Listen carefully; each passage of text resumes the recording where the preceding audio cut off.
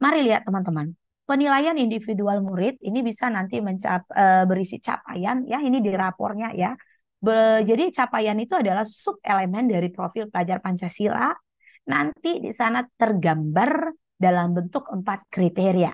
Kriteria yang pertama, jadi mulai berkembang, sudah berkembang, berkembang sesuai harapan, dan sangat berkembang. Bayangkan teman-teman, sesederhana ini ya. Jadi nanti MB kalau memang misalkan nih saya Erlina, wah Erlina mah di tujuan ini sudah berkembang. Kita checklist di sudah berkembang ya.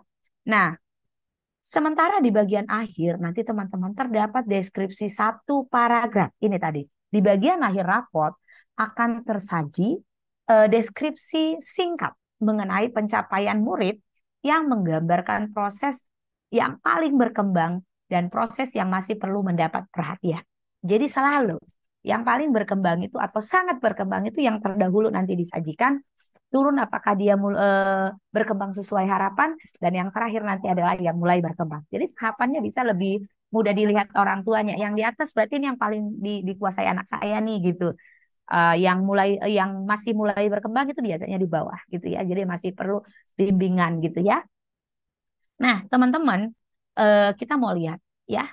Ini tadi ketika kita bicara penilaian murid yang dirapor itu adalah berisi capaian sub elemen. Jadi nanti kelihatan di sana dimensinya apa, kemudian di bawahnya itu kelihatan sub elemennya apa gitu ya. Nah, mari lihat. Ini contoh sub elemen itu, teman-teman. Misalkan ya, ini sub elemennya kerjasama. Berarti ini diturunkan dari elemen bergotong royong, dari dimensi bergotong royong ya teman-teman ya. Nah, kerjasama ini ya, misalkan kalau tadi kita fase D ya, misalkan fase D kita ambil di mana nih fase D, oke yang ini.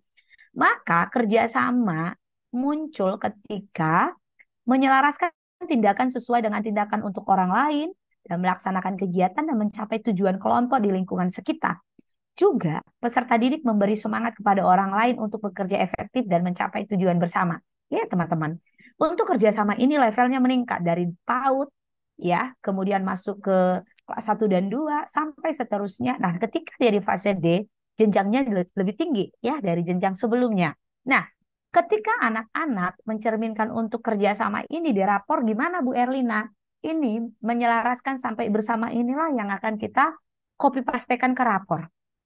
Dan misalkan nama murid kita si Poniman, kita tinggal menentukan dia apakah masih dimulai berkembang, apakah sudah berkembang, apakah berkembang sesuai harapan, atau sangat berkembang.